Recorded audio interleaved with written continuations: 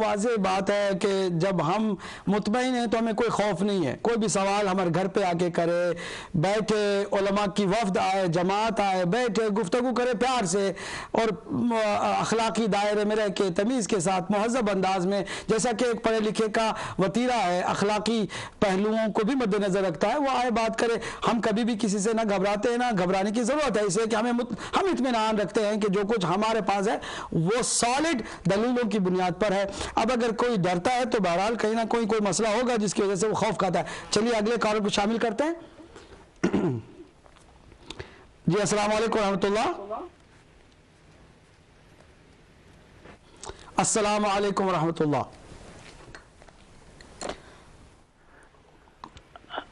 السلام علیکم حضرت جناب عبدی صاحب قبلہ مقصود حسین سعید عرض کر رہا ہوں واٹس ایپ جی فرمائیے. مقصود حسین عرض یہ ہے کہ حضرت ملا کاشی علیہ رحمت نے اپنے آفتبند میں صفحہ 81 پر واضح طور پر ابن الحدید کو مخالف کا پیشوا لکھا ہے.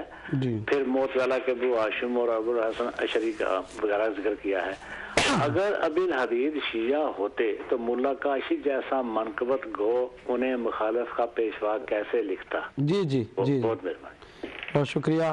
ہم نے دلائل سے پیش کیا کہ خود جب وہ کہہ رہے ہیں آخری وقت میں، اور ان کی عمر بھی کوئی زیادہ نہیں تھی، 34 سال کل عمر تھی ان کی. کوئی یہ بھی نہ کہے کہ پہلے شاید سنی تھے بعد میں شیعہ ہو گئے. پھر اگر بعد میں شیعہ بھی ہو گئے تو ایک تحقیق کرنے والا محقق شیعہ ہو گیا تو کس وجہ سے ہو گیا؟ کسی جگہ سے کوئی پیسہ ملا تھا یا واقعا حق کو پایا تھا؟ اگر یہ بات بھی کوئی کرے تو بھی سوال اٹھتا ہے، لیکن یہ کہ وہ شیعہ ہوئے نہیں تھے، اسے کہ ٹوٹل ان کی عمر جو ہے 34 سال تھی اور آخری لمحات تک وہ معتزلی تھے. اگلے کالر کو شامل کرتے ہیں. جی السلام علیکم ورحمۃ اللہ. السلام علیکم. وعلیکم السلام. میرے بھائی کون کہاں سے؟ سید ذاکر حسین شاہ لوٹن. فرمائیے. لوٹن سے سید ذاکر حسین شاہ. جی اگر آپ ٹی وی کے والیوم کو کم کر کے اب بات کریں گے مہربانی ہوگی. اچھا میں ایک منٹ کرتا ہوں. جی فرمائیے. پہلا آدمی جس نے نہج البلاغہ پر اعتراض کیا اور جس نے سید رضی پر اعتراض کیا وہ ابن خلقان تھا. اور خود اس نے یزید کا دیوان مرتب کیا تھا اور وہ یزید کا امیر تھا اور اس کو یزید کا سارا کلام یاد تھا. تو وہ شخص جس نے یزید کا کلام جمع کیا اس نے اس پر اعتراض کیا جس نے مولا علی کا کلام. یہ آپ وہ اپنی جا کر کتابیں پڑھنے والے سننے جواب والے کہ یہ جو میں بات کہہ رہا ہوں ٹھیک ہے، اس کا کوئی جواب نہیں دے سکے گا. جی بالکل. بہت شکریہ. بالکل آپ کی صحیح بات ہے. میں نے بھی دیکھا ہے ابن خلقان نے انکار کیا جس نے یزید کے بڑے گن گائے تھے اور یزید کی جناب بہت سارے اشعار اس کو حفظ تھے. اگلے کالر کو بھی شامل کرتا ہوں. السلام علیکم ورحمۃ اللہ. وعلیکم السلام ورحمۃ اللہ وبرکاتہ. سیدی مرشدی یا علی مدد. مولا علی مدد. علی شان صاحب فرمائیے. سید مرشد میں دو باتیں کرنا چاہتا ہوں آپ سے. ایک تو یہ کہ یہ جو ایک سچائی ہے آپ کے اس ٹیلی فون نمبر پر بار بار اہل سنت کے علماء سے گزارش کہ آپ اگر آئیں اور اگر ہم کوئی بات صحیح ٹھیک سے نہیں پہنچا سکے تو ہمیں بتائیں. تو ان کا نہ آنا ہی آپ کی سچائی ہے. بے شک. تو دوسری بات یہ ہے کہ ساتھ ہی ساتھ بتاؤں کہ جو اہل انصاف اہل سنت کے علماء ہیں، کل کے پروگرام میں 2 اہل سنت کے علماء، ان میں سے ایک بڑے محقق اور بہت چوٹی کے عالم دین ہیں، انہوں نے آ کے ہمارے پروگرام کی بہرحال تعریف کی کہ آپ لوگ بہت تحقیقی اور انصاف سے کام لے کر پروگرام پیش کر رہے ہیں. جی آگے بڑھیے. یہی بات میں کہہ رہا ہوں.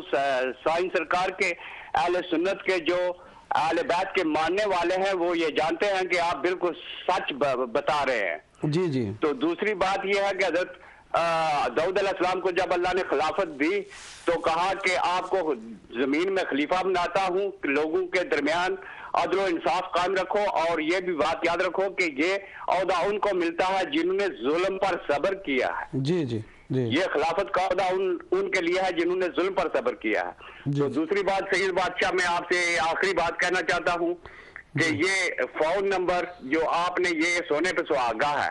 جی تو آپ جب بات کرتے ہیں تو مجھے ایسا محسوس ہوتا ہے کہ آپ کو الہام کے ذریعے لفظ آپ کے منہ سے نکل رہے ہیں. اللہ آپ کو سلامت رکھے. ہم گنہگار ہیں. جی اللہ آپ کو سلامت رکھے. آپ کی یہ محبتیں ہیں. ہم گنہگار ہیں. ہم کہاں وہ پاک عظیم وہ ہستیاں کہ جن کے صدقے میں کائنات خلق ہوئی وہ کہاں. البتہ ہاں ان کا اگر لطف و کرم ہم پر ہو جائے تو پھر ہماری دنیا اور آخرت دونوں سنور جائے. اگلے کالر کو شامل کرتے ہیں. جی السلام علیکم ورحمۃ اللہ.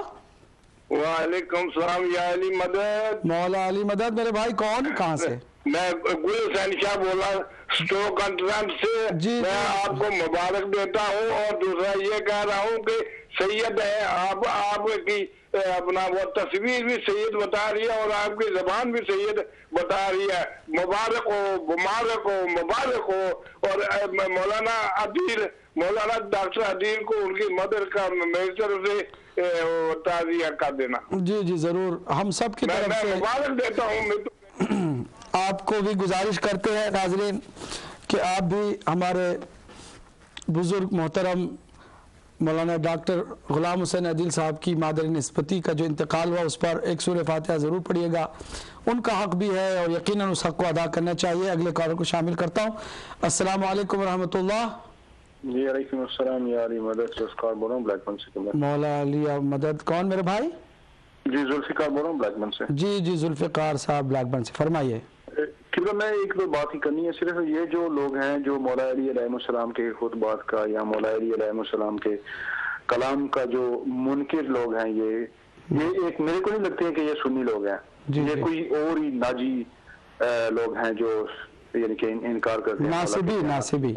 ناصبی. جی. اور دوسرا میرا ایک سوال ہے. میں ایک ٹی وی پہ سن رہا تھا کسی مومن نے یا کسی موالی نے فون کیا اور اس نے پوچھا کہ جو مولا علی علیہ السلام اور معاویہ کے درمیان میں جنگ ہوئی اس میں کون سے گناہگار ہیں اور کون سے جنتی ہیں اور کون سے دوزکی ہیں. وہ اس ایک ناصری جو مولوی تھا اس نے کیا کیا اس میں جواب میں دیا کہ قرآن پاک میں دو نبی لڑائی کی تھی ایک دوسرے سے. ایک نے دوسرے نبی کی داڑھی پکڑی تھی. تو اس میں کس کو بولیں گے آپ؟ پتہ نہیں. ابھی مجھے اس کا علم نہیں ہے کہ واقعی یہ صحیح ہے قرآن پاک میں. میں بھی بتاؤں گا ہارون اور موسیٰ. جی. اور میرا آخری جو ہے نا وہ سوال جو ہے یہ لوگوں نے تو 1400 سال پہلے انبیاء کی باتیں بھی نہیں مانی ہیں. پاک رسول صلی اللہ علیہ وسلم کو جو سورہ منافقون میں آئے ہیں یہی لوگ نہیں نظر آتے آپ کو؟ اس میں پلیز تھوڑی وضاحت کر دینا. Thank you. ٹھیک ہے بہت شکریہ. جی اگلے کالر کو شامل کرتے ہیں. جی اگلے کالر کو شامل کرتے ہیں. السلام علیکم. وعلیکم السلام ورحمۃ اللہ. مظفر صاحب فرمائیے. جی قبلہ علماء حقہ کی عظمتوں کو سلام. اور اس کے ساتھ ہی میرے چھوٹے سے دو سوال ہیں. پہلے کہ حضرت علی علیہ السلام کا جو حق غصب کیا گیا جس کا بیان خطبہ شخصیہ میں بھی آیا ہے اس حق تلفی سے امت اسلامی کو پہنچنے والے نقصانات کی وضاحت فرما دیں. جی انشاءاللہ نقصانات کی وضاحت. ٹھیک ہے بہت عمدہ. اگلے کال کو شامل کرتے ہیں. جی السلام علیکم ورحمۃ اللہ. السلام علیکم. جی علامہ صاحب ہماری طرف سے آپ کو بہت بہت دلی طور پر یہی حق ہے حقانیت کا. اور میں سابقہ اہل سنت ہوں. انہی باتوں کی وجہ سے ہم نے یہ مذہب حقہ کو تسلیم کیا اور ہماری دعائیں کہ مذہب حقہ کے علماء کو اسی طرح ہمارے سروں پہ کامیاب و کامران رکھے اور زندہ و سلامت رکھے. اور دوسرا میں تعزیت پیش کرنا چاہتا ہوں علامہ صاحب کے دل صاحب کی وہ جو آپ نے اعلان کر رہے تھے. تو ہم تو یہی کہہ سکتے ہیں. اس کے علاوہ کیا کریں. یہی ہم مذہب حقہ کا یہی دستور بھی ہے اور ہماری یہی دعا ہے کہ اللہ تعالیٰ آپ کو صحت و سلامتی عطا کرے. آمین الہی آمین. اور مذہب حقہ کو اسی طرح کامیاب و کامران رکھے. آمین الہی آمین. خود میرے پاس وہ شیخ صاحب کی میرے پاس وہ کیسٹ ہے جو مہاراج البحرین پہ.